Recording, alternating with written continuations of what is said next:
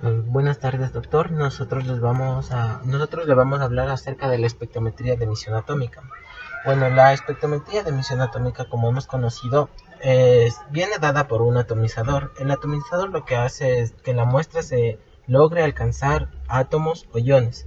Estos átomos o iones eh, producen energía que luego son emitidas por medio de una línea de absorción en el ultravioleta y en el ultravioleta visible. Pero ahora, ¿qué se basa en la espectrometría de emisión atómica? La espectrometría de emisión atómica se basa en un flujo de plasma. Ahora, el plasma es una mezcla gaseosa conductora de electricidad que contiene una concentración significativa de cationes y electrones. El plasma que nosotros vamos a utilizar para la emisión es un plasma de argón. El plasma de argón está, como ya acabé de mencionar, está compuesto por iones de argón, por electrones y por una mínima cantidad o una cantidad muy pequeña de cationes. ¿Qué es lo que hace el plasma? El plasma lo que hace es absorber energía para mantener una temperatura de 10.000 grados Kelvin. Como vamos a utilizar plasma en este método se divide en tres tipos. Tenemos el ICP, el DCP y el MIP. ¿Qué significa esto? Que tenemos el plasma de conductividad inducida, el plasma de corriente continua y el plasma inducido por microondas. El plasma de conductividad inducida es el más utilizado y el de microondas es el que no se va a estudiar en este momento. Como podemos observar, tenemos aquí una antorcha del plasma de acoplamiento inductivo. Esta antorcha se encuentra compuesta por tres tubos concéntricos de cuarzo. En la parte superior tenemos una bobina de inducción que está refrigerada con agua y la alimentación es generada por radiofrecuencias. Cuando el flujo de tangencial que soporta el plasma de argón ingresa y hace contacto con la bomba de inducción, esta genera movimientos circulares que luego son producidos los iones son inducidos circularmente dentro de la antorcha. Cuando nosotros ingresamos un flujo que soporta el plasma de argón, este va a enfriar la tubería interna y va a lograr que el plasma de argón se encuentre en la parte central radialmente. Hay una nueva invención de la antorcha que tiene un movimiento de 90 grados, dando una mejora en los límites de detección de 4 a 10 veces, pero todavía no se ha utilizado este modelo. Ya. ¿Cómo introducimos la muestra? La muestra la introducimos vamos a estudiarlo por dos métodos. Cuando tenemos una muestra en dilución, la muestra va a absorber por medio del nebulizador. El nebulizador va a crear las pequeñas partículas de muestras que va a ser arrastrada por el argón. El argón se convierte en plasma cuando es sometido por medio de una bomba Tesla. Al momento cuando se acciona la bomba Tesla, la muestra analítica pasa a la antorcha y luego es analizada y examinada. La otra muestra que tenemos, la otra introducción de la muestra tenemos es por evaporación térmica. La muestra es colocada en una placa de grafito y asimismo se inyecta un flujo de plasma de argón que luego también pasa a ser analizada. Esta tiene la misma semejanza que una absorción atómica de emisión térmica. Ya. Ahora vamos con la atomización y ionización de la muestra. ¿Qué es el plasma? Ya acabé de mencionar, el plasma es una mezcla de gases, pero esta mezcla tiene una coloración blanca y tiene un núcleo. Este núcleo es blanco y nebuloso. Pero cuando alcanza las 30 alturas nanómetros de la bioplaca, llega a ser transparente. Como podemos observar en la figura, tenemos diferentes niveles de temperatura. Cuando se encuentra en una distancia corta, por ejemplo de 15 nanómetros, presentamos una temperatura de 6500 y mientras más se alarga hay menor temperatura, de 6000, esto con un rango del 10% en temperatura Kelvin. Las atomizaciones son más completas en este caso, es menos problema de interferencia química y la atomización se produce en un medio inerte. Ya.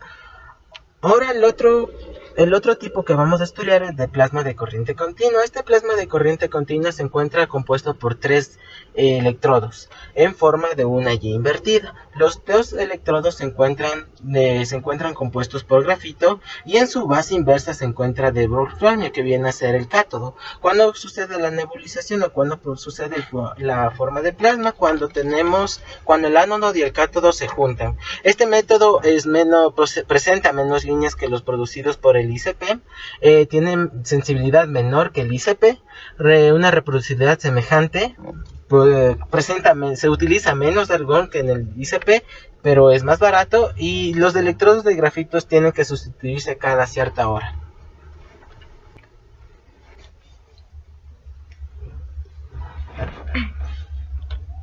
Ya, ahora vamos a hablarles acerca de los espectrómetros con fuente de plasma.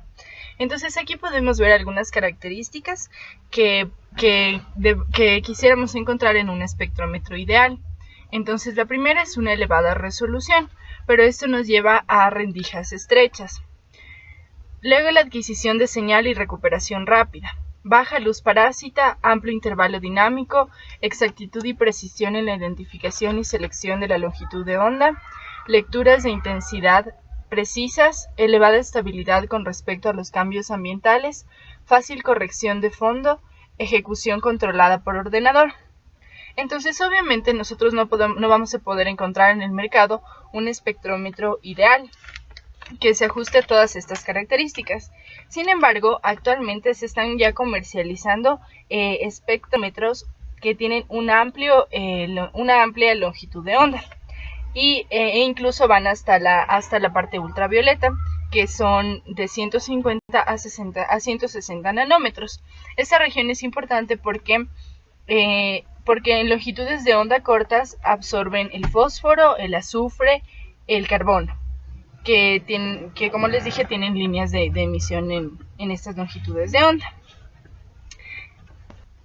Ya, dentro de los tipos de espectrómetros podemos encontrar los secuenciales, que son los que van de la línea de un elemento a otro, y estos pueden usar un monocromador de red clásico o un monocromador de red de escalera.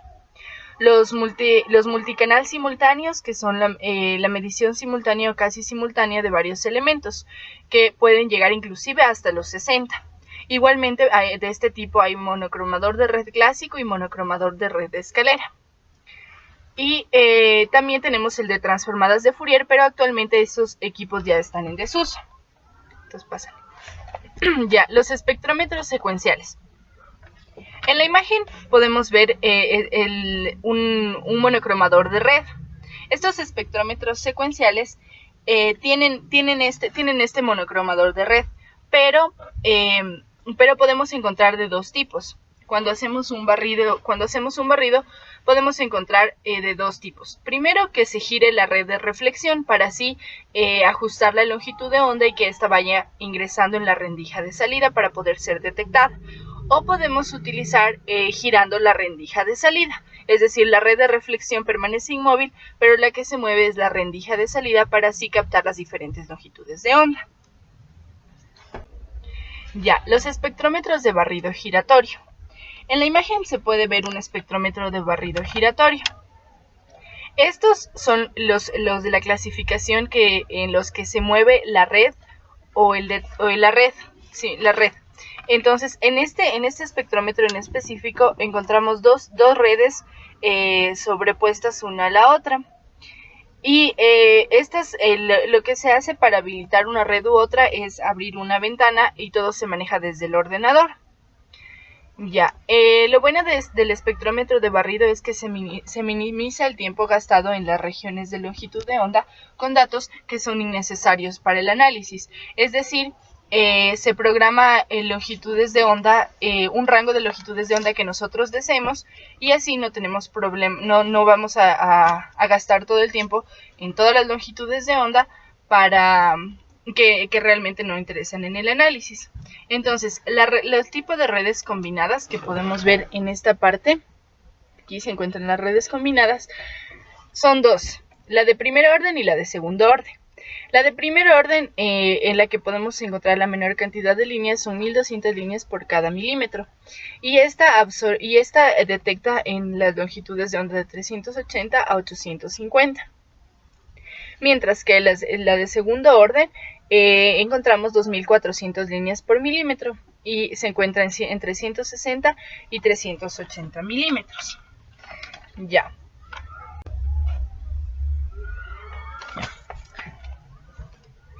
Ya, bueno. Ya la cagaste. Ya, hablando de los costos, los espectrómetros de barrido giratorio son significativamente más baratos que los que vamos a hablar de los espectrómetros multicanal que vamos a explicar en unos minutos. Y además son más versátiles y no están restringidos a un número limitado de longitudes de onda preseleccionadas. Sin embargo, generalmente también son más lentos y consumen más muestras que los multicanal simultáneos. Ya. Entonces ahora los espectrómetros de red de escalera de barrido. Estos espectrómetros son la otra clasificación de los espectrómetros secuenciales. Ahora ya no vamos a mover la red de reflexión, sino que vamos a mover las rendijas de salida. Entonces, en esta parte de aquí podemos ver que hay una placa de rendijas.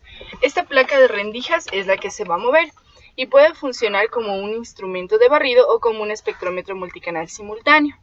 Cuando queremos hacerlo por barrido, tenemos que ordenar mediante la computadora que se mueva la placa de rendijas, y esta placa de rendijas se demora 1 segundo en cambiar de longitud de onda.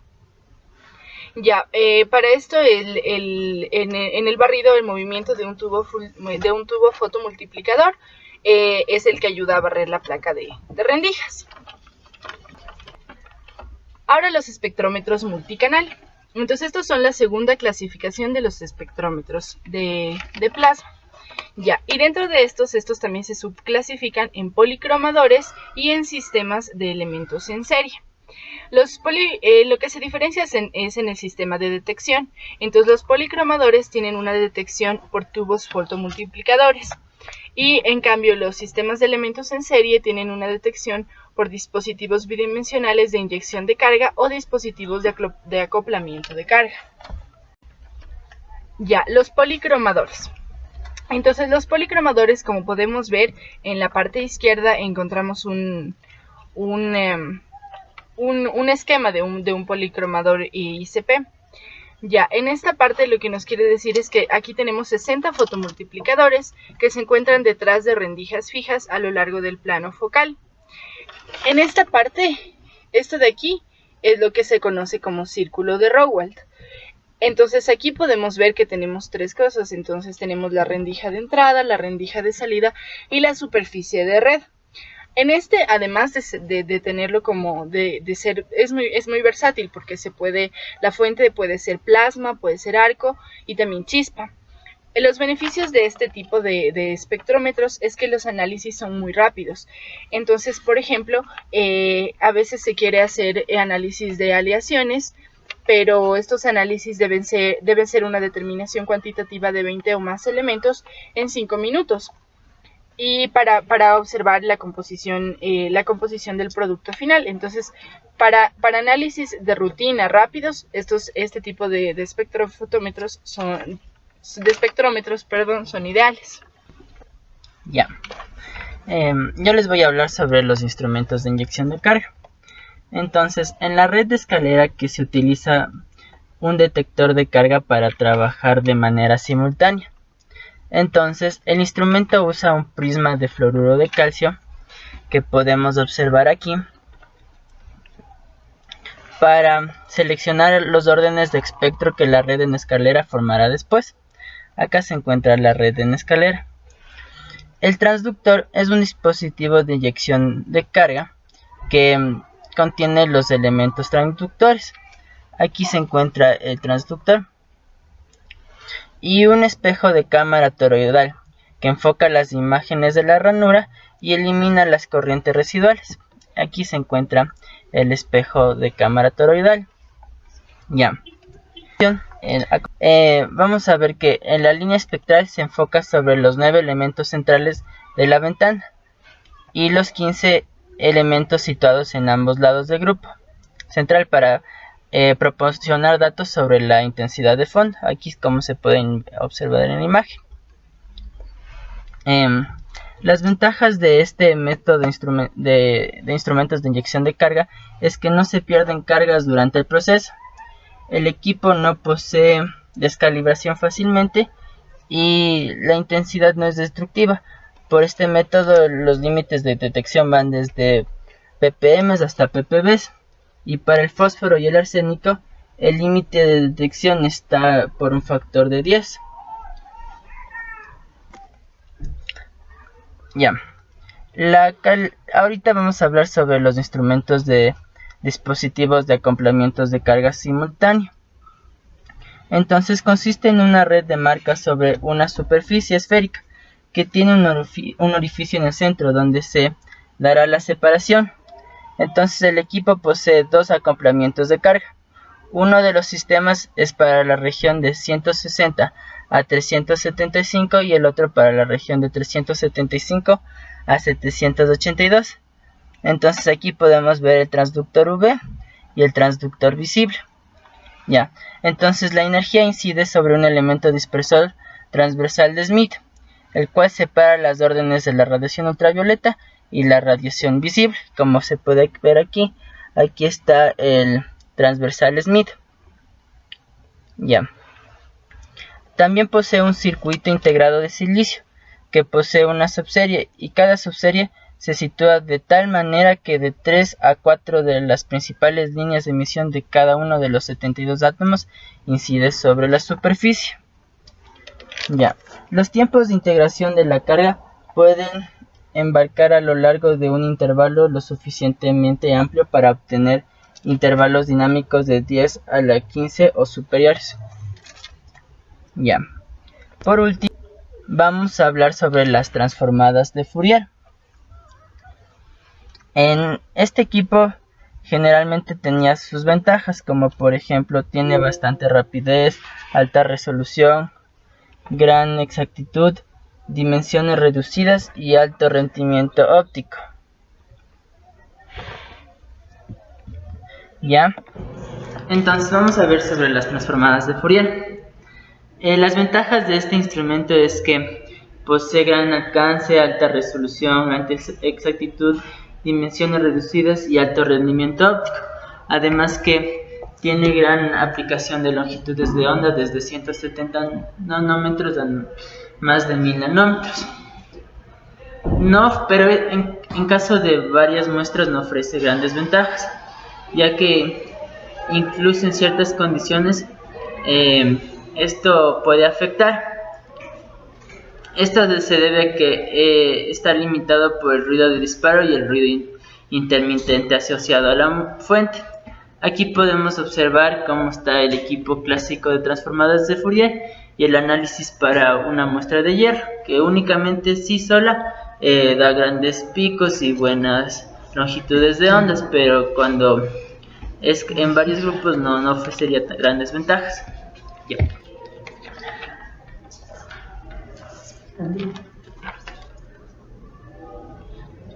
Ya, bueno, a continuación vamos a seguir con las aplicaciones para las fuentes de plasma. Ya, las fuentes de plasma, ya sea de acoplamiento inductivo o de corriente continua, son ricas en líneas de emisión características, haciendo que la calidad de los resultados esté en la estabilidad, bajo ruido, poca radiación de fondo y la ausencia de interferencias. Ya, para la preparación de las muestras, este tipo de espectroscopía se utiliza para el análisis cualitativo y cuantitativo de muestras, ya sea que estén disueltas o en suspensión de solventes acuosos u orgánicos. Además existe la posibilidad de analizar muestras sólidas, para lo cual se usan procedimientos como vaporización, electrotermia, ablandación de láser o chispa y descarga luminiscente. Ya, los elementos susceptibles a la determinación.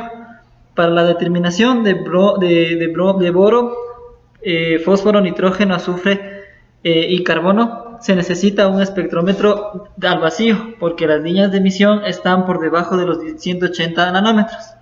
Por otra parte, la utilidad para el análisis de los metales alcalinos es limitada, debido a que las condiciones de trabajo que pueden adaptarse no son adecuadas y a las líneas de intensidad de litio, potasio, rubidio y cesio se sitúan en longitudes de onda del infrarrojo cercano, y estos apartados están diseñados para la radiación ultravioleta. Es por ello que se limita la detección a 60 elementos aproximadamente. Como en la imagen se puede observar que la aplicación de estos aparatos, las líneas de detección para las mejores líneas de cada elemento se indican en el grado sombreado, como se puede ver en la imagen, y el área de sombreado indica el número de las líneas de cada elemento que produce un límite de detección. Es decir, que entre más líneas de este tipo es mayor la posibilidad de encontrar una línea útil sin interferencias. Como se observó en la imagen anterior, la mayoría de elementos poseen varias líneas significativas que se usan para la identificación y cuantificación, las cuales indican la longitud de onda y la intensidad. Cabe recalcar que la selección de líneas analíticas dependerá de los elementos de la muestra y de la posibilidad de solapamiento de las mismas. En cuanto a la curva de calibrado, las curvas de calibrado consisten en una representación gráfica de la intensidad o tensión de salida en función de la concentración, pero para concentraciones altas se utiliza una gráfica de logaritmos, como se puede ver en el gráfico. Por lo general, esas gráficas son lineales, pero la no lineal de estas se deberá a una autoabsorción, producto de la absorción por parte de los átomos no excitados del medio. Otras causas pueden ser las correlaciones del fondo erróneas y las respuestas no lineales del sistema. En las interferencias, en este tipo de espectrómetros a bajas concentraciones de analito, la emisión de fondo debida a la recombinación de los iones de argón es lo suficientemente intensa para requerir correcciones cuidadosas, las cuales se las hace en ambos lados del pico. El espectrómetro de ICP, que son ricos en líneas que presentan interferencias por solapamientos de líneas, las cuales se evitan con conocimiento previo de los componentes de la muestra.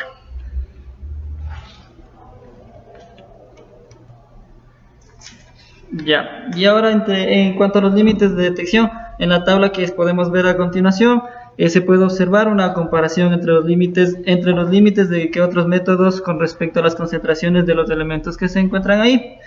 Pero es importante destacar que es útil para detectar más elementos mediante la excitación con plasma en niveles de 10 ppb.